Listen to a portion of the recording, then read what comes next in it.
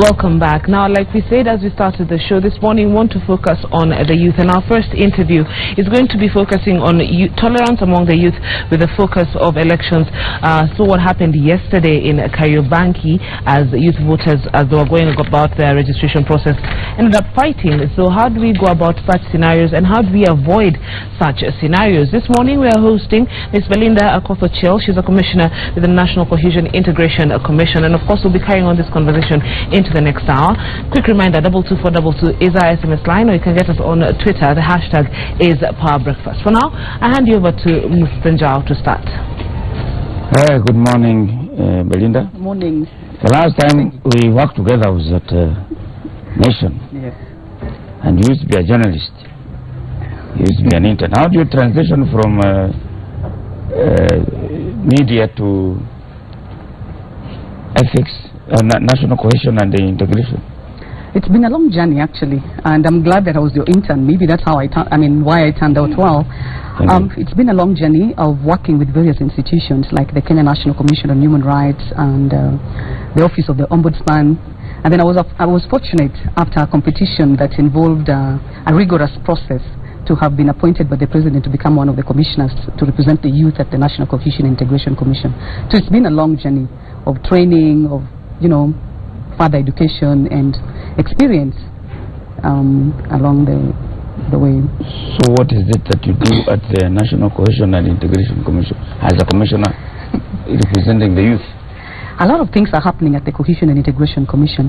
First and foremost, I chair the Research, Policy and Planning Committee of the National Cohesion and Integration Commission. This is the committee that deals with issues of research, issues of advisories. It is the one that conducts ethnic audits, it's the one that conducts social cohesion indices, and it's the one that generally guides issues of policy at the Commission. We've conducted a number of studies that have informed programming on cohesion integration matters, and some of the studies also have informed discourse on issues of cohesion integration in the country. They are used by academia, they are used in terms of informing programming with civil society organizations, government departments, so we provide such kind of guidance. But as far as the youth are concerned, at the Cohesion Integration Commission, we are currently running a program, and the title of the program is Radicalization, or rather Anti-Radicalization or De-Radicalization, Economic Justice and Peace Accountability. And what we are doing is to create a link between peace processes and economic justice processes, because we realize that we've had as a country a number of peace initiatives that are conducted targeting the youth.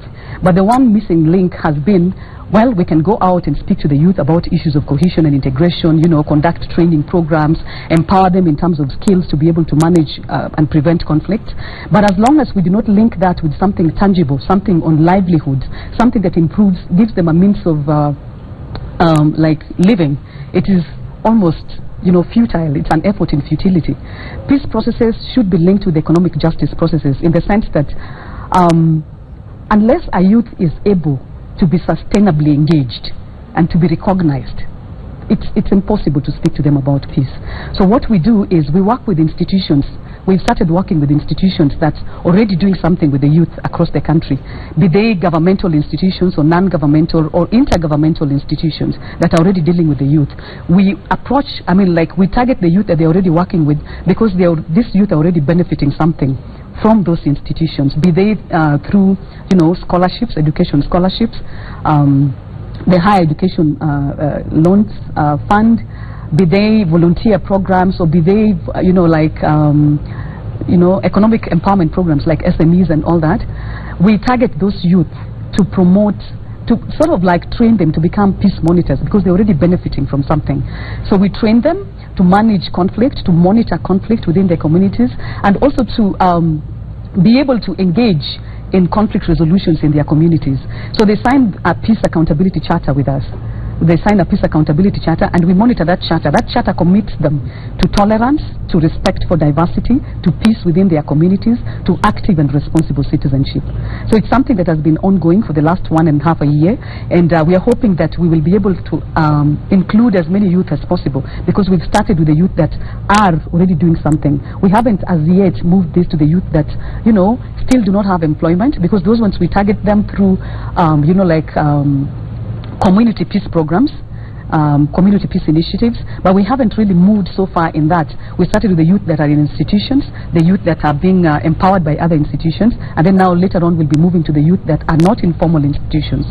So those are some of the things that we do at the National Cohesion Integration Commission. I mean, maybe also to mention, you want to say something? It sounds very nice, but how impactful, how can we see it?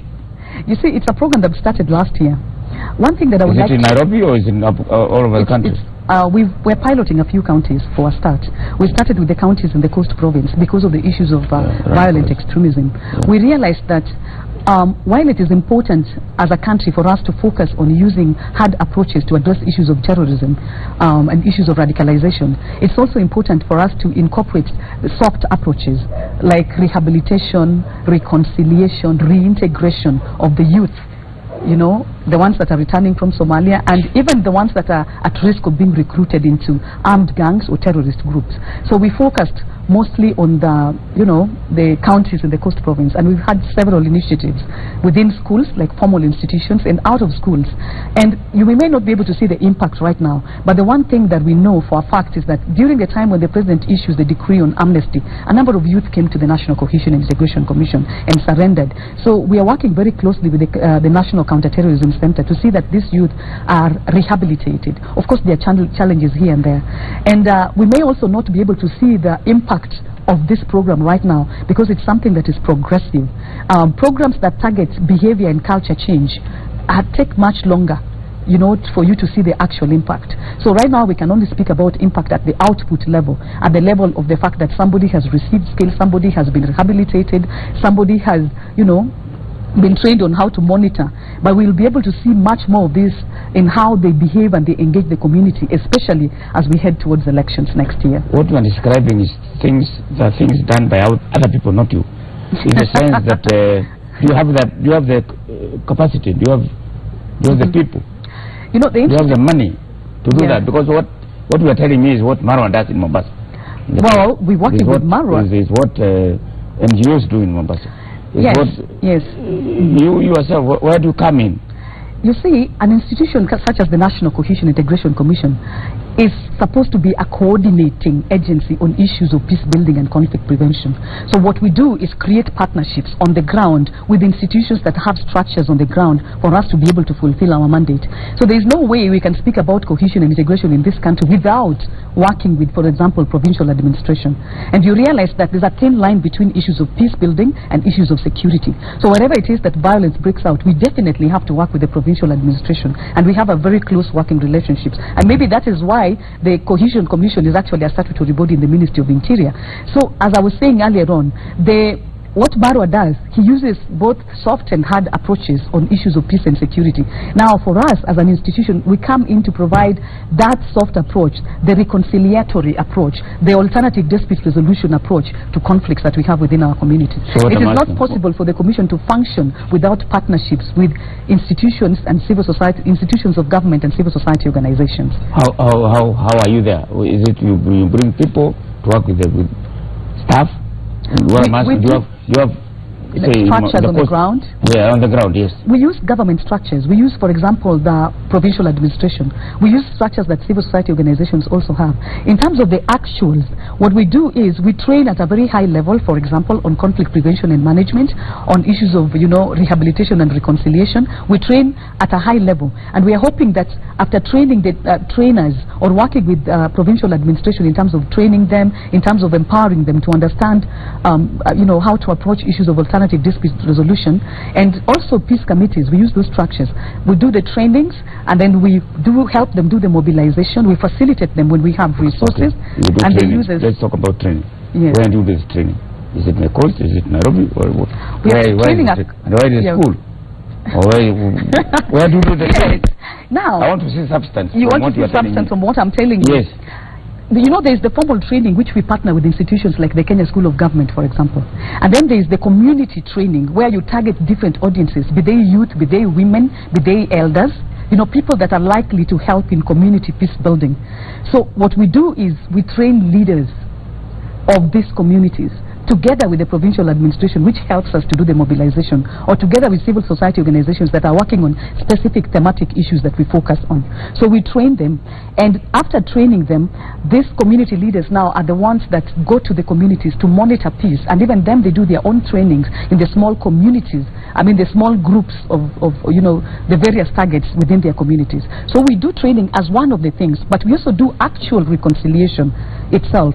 When violence, for example, breaks out in different parts of the country, we do the actual reconciliation process, like mediation. We have actually been able to mediate at least 15 conflicts since I joined the commission, which was in August of 2014. Mediated at least 15 conflicts across the country. Give us the latest examples. The latest examples, for example, is the Meru-Isiolo boundary issue. The recent one was Kisumu-Chemelil one, that a peace agreement has just been signed. And there's one thing that I would like to point out. You see, for an institution such as the NCIC, prevention of conflict becomes very difficult, and for the reasons that you mentioned, the fact that we do not have offices across the country, yet our mandate is supposed to be national. So prevention of conflict becomes very, very difficult. So we have to work in partnership with all these institutions that do that to prevent conflict. But when it comes to actual mediation itself, we are the institution with the official mandate from government and from the law to actually mediate conflicts. So we have done that with these 15 conflicts that I'm speaking about. And one thing that I would also like to mention is the fact that these conflicts go on in different parts of the country. But when the mediation processes are ongoing, we never get an opportunity like this one, for example, to come and speak about some of the issues that are coming out. But when it comes to issues of hate speech and all that, we'd be called very fast to come and speak about, what it is that the NCIC is doing. So I would say that we do a lot of mediation work, reconciliation work, conflict prevention work through civic education, and then we also do a lot of research work, which informs policy, issue advisories to the government. So there's quite a bit that happens within the National Cohesion and Integration Commission, aside from enforcement of hate speech legislation, of course. Okay, when elections come, and which are coming next year, and which have started now with the campaigns. Yes. You see what is happening with the registration, like Kirigo Ngaru pointed out. There are two things that are at stake. First, the youth are apathetic to register. Then those who register, like it happened yesterday in Kariobangi, there is conflict when it comes to registering about, there is one radio station which is reported to have told young people from up country, wherever they were coming from, to come and register in Nairobi so that they can take over the city, which is creating problems, because now young people will be transported from up country, brought to certain registration centers, and it creates a problem, and it has happened. So what is your role there now? It's unfortunate that such kind of a thing is happening. Actually, I would say from a legal perspective, any Kenyan can register anywhere that they want to register. That's what the Electoral Commission says. Yes, that is what the Electoral Commission says. But in terms of issues of cohesion and integration, in terms of issues of containing violence, that's potentially a trigger for violence. Yes. Because you see, for you to be a voter in a particular place, you need to have been a resident. At least you should be, because registration and voting is about representation. So if you come from a totally different area and then you're coming into this area to register in this area and you don't stay here, and you want the person, you want to help choose a person who will be representing you in absentia, then it's really, morally, it's just not right. So it's likely to cause conflict. But what we can do, or rather what we've been doing, is to engage, work with the IEBC to engage as political aspirants in high-level discussions on some of these issues. There are certain issues that you really can't take someone to court for because it's not an offense as such, but it's likely to affect cohesion. It's a threat to cohesion in the country. It would be difficult for us now to go to the youth in that place and tell them that, keep peace, you be tolerant and all that, when they see very well that the people that are coming in are actually people who do not reside in those areas and are likely to tilt the vote, the voting and the outcome of the processes to their advantage. So it's a delicate balance. It's a delicate balance. The one thing we could do is to engage those aspirants in dialogue, because the practice is not really an offense as such. What about the radio? The radio station? The media house or the radio station that encourages ethnic balkanization of kind of You know, financial radio stations are very dangerous things. And good, but sometimes when it comes to politics, very dangerous. What do you about them? You see, we can use... I've been involved myself in training of these radio people to tell them there is a difference between a language, use of a language. Yes. And actually using that to polarize community. To polarize people. There's a difference between language and tribe. That if you work for, say, Inoro, which is a radio station here, your business is not champion the ethnic overriding of the Kikuyu. You are just speaking Kikuyu language to communicate Kenyan issues. What do you do about radio stations like this? First and foremost, I would like to mention this, that unfortunately the NCIC Act, that in terms of you know, like the definition of some of the, you know, like hate speech, for example, or ethnic contempt, for example, limits us. It's not expansive enough. It limits us to utterances that are likely, utterances that are abusive, insightful, abusive, you know, that is likely to stir ethnic contempt or ethnic animosity. Now, a statement like that one on a radio station does not necessarily, you know, stir ethnic conflict, but it affects cohesion. Yes. So, in terms of, you know, enforcement of, you know, provisions of the law on hate speech matters or incitement to violence and all that, it is not actually possible for us to, you know, for example, take, the radio station to court or things like that. But what we can do, however, is to have dialogue with them. And if there is potential that whatever it's, the utterances that were made on the radio station, the call to action that was made on the radio station is likely to stir ethnic contempt, then we'll give them a cessation notice. You said you are dealing with youths who are engaged somehow, and you are not involved with those ones who are jobless. Thereabouts. Who are usually the targets when it comes to abuse and misuse during campaigns? Yeah, let me clarify.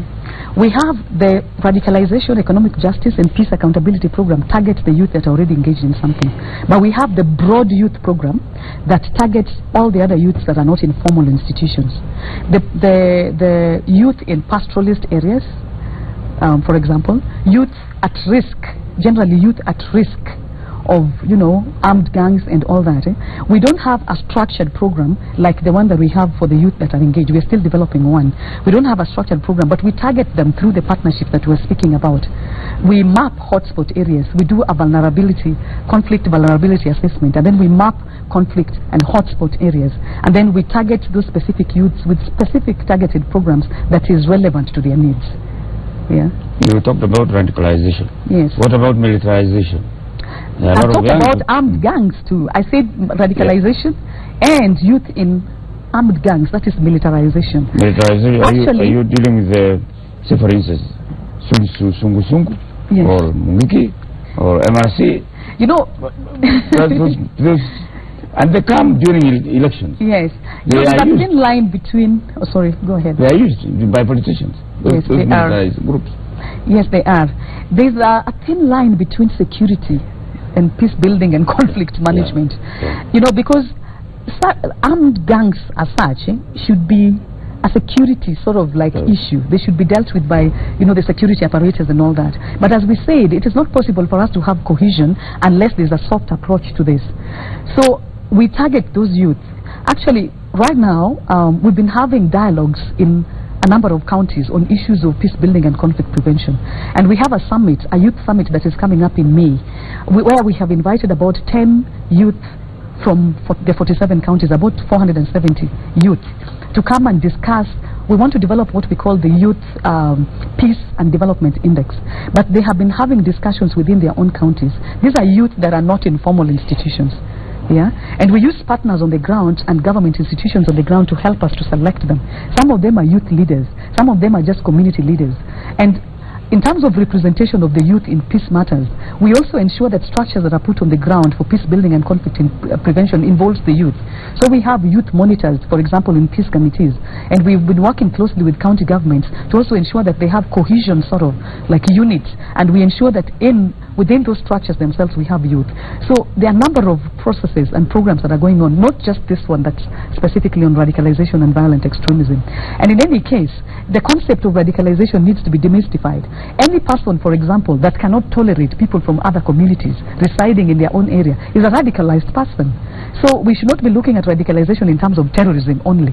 Even, you know, like the lack of tolerance or respect for diversity for other communities and dissemination of content or information or, you know, messages that exclude other communities is a radical position that. Then we can say all the governors are radicalized. Yes. Majority of Well, in the sense that when it comes to recruitment, although the law says you should recruit a certain percentage of people from outside the county, you'll find that governors, even when they recruit doctors, if you're not from that county, they will not make you director of medical services or a doctor or research or even professionals. I think we are really radicalized as Kenyans, but we have a very narrow view of what radicalization is about because we only limit it to terrorism. A number of Kenyans are, you know, like radicalized and really, you know, like polarized. Radicalization is about exclusion of other people's views, lack of tolerance for other people's opinions. So exclusion, for example, in county government structures in itself, and when this is articulated in terms of utterances, that is radicalization in itself. So I think we really need to redefine what as a country, we consider to be radicalization or not. And of course, it's important that governors, like any other public institutions, should include people from other communities within their within the county government structures. Now that you're reading that, I'm not too sure. I'm listening. You're not paying attention to me. It's almost like I'm reciting a poem. No. Okay. I'm very much listening, but I want to see what the viewers are saying. Oh, okay. Like this one saying, Belinda, you talk like a machine. I talk like a machine. Yeah, demonstrate that you understand what you are discussing. You shouldn't be somebody from Babandogo says, can you demonstrate what you're saying? How? I am just an Omari. Please send me the context of the cohesion department and research and tolerance among the youth. You can join my program. I'm in charge of research and the development and infrastructure, and give the number.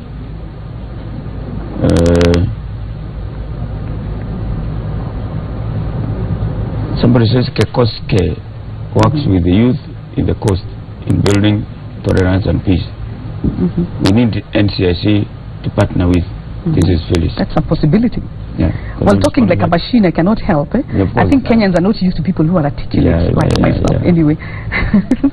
Yes, but yes, partnerships are important. And if there are institutions that would like to partner with the Commission, we are developing a partnership strategy. Because sometimes it also becomes challenging when every other institution wants to partner with you. So we need to see what is their capacity, what is it that they are able to contribute. Sometimes they may not necessarily work with the NCIC directly, but we can facilitate them to be able to do the community things that they're doing without necessarily having that direct contact. What is extent to the counties? Are you dealing with all counties or a number? You told me. You see, the issues of reconciliation, we try to work in the 47 counties. But as I said, as an institution, we are coordinating in the sense that we don't have offices in all these counties. So what we do is we identify partners on the ground to work with. Yeah, so we work mostly through partnerships. The only thing that we don't do we do through partnerships, but we take a key role is mediation and enforcement of hate speech legislation. In terms of civic education and the rest of them, we have to work through partners. What do you do about? Go back to radio. So can you do about hate speech in radio? The law is very clear. And actually, even the Media Act is clear. Yes. Rule 25 of the Media Act. Sorry, not the Media Act, the regulations, the media regulations. And the law is very clear on issues of hate speech and incitement to violence. The penal code is clear about what should be done. Like any person who disseminates, not just generates, but disseminates information that is likely to stir ethnic ethnic animosity or ethnic contempt should be prosecuted. But aside from just prosecution, we should also try as much as possible to continue conducting conducting education for media houses. And we need partners like yourself, like you're saying that you've been talking to radio stations across the country. As we go into it, towards elections, we need to continue having those partnerships so that we don't only speak about prosecution using the NCIC Act, but we also talk about empowering radio stations to actually understand what is required of them in terms of social responsibility. There was a time NCIC and plan to buy equipment to monitor people speaking, to monitor meetings, and to monitor. Yes. To what extent has that been achieved? Quite a bit, actually. We succeeded very, very much during the previous elections. We were facilitated to purchase recording devices, which we distributed to police stations across the country. Each county had like 2 recording devices. And we've conducted trainings for police officers. We work very closely with the Criminal Investigations Department and the Office of the Director of Public Prosecutions and the Kenya Police itself. We've trained over 1,000 police officers, but we have not facilitated them in terms of providing them with their 1,000 with the recording devices. We only have like 2 per county. And as we go towards elections, this is why we are looking for resources. This is one of the reasons why we're looking for resources. One of the challenges we've had in terms of, investigations and of hate speech matters, and when we hand over the files to the DPP to conduct, to charge people and prosecute, the challenges we've had is getting people to swear affidavits to give evidence in court. But for police officers it would be easier. Since if we train them and we provide them with the gadgets and it's part of their responsibility, they would be much more useful in helping us to secure, if I may say, prosecutions or even conclusion of some of these matters through a legal process. So we have purchased gadgets. We did purchase in the last elections. We haven't now, but it's something that we're discussing to see whether we can have an increment in our budget as we head towards the elections to be able to purchase those recording devices and to train more police officers. Aside from that, we also established structures in the last elections for early warning and early response in the communities. We have worked very closely with the Department of Cohesion in the Ministry of Interior that coordinates the peace committees. We also had we had cohesion monitors on the ground. But you see, these people need to be facilitated to be able to, monitor conflict on the ground. So as we head towards elections, this is one of the things again that we want to establish. One of the reasons why we sort of had some calm during the last elections was because of those structures on the ground and the fact that there was vigilance in terms of, monitoring of hate speech and incitement to violence during the last election. So we are hoping to do that again in these elections, and that's why maybe this is a good medium to appeal to the government to ensure that the NCIC has a budget increment to enable us to effectively put the structures on the ground for monitoring and also to purchase those recording devices which can help us to collect information which we can use as evidence and have more cases, prosecuted. Thank you very much, Belinda Akoth. Ochiel, I could have gone on with this interview because there are issues to raise like the people who said wengine wataona cha mtemakuni, but we have no time for that. We will take a break now and go to listen to the musicians, and then we'll have another interview with the young people about why they should register to vote. Thank you very much. Thank you very much, too.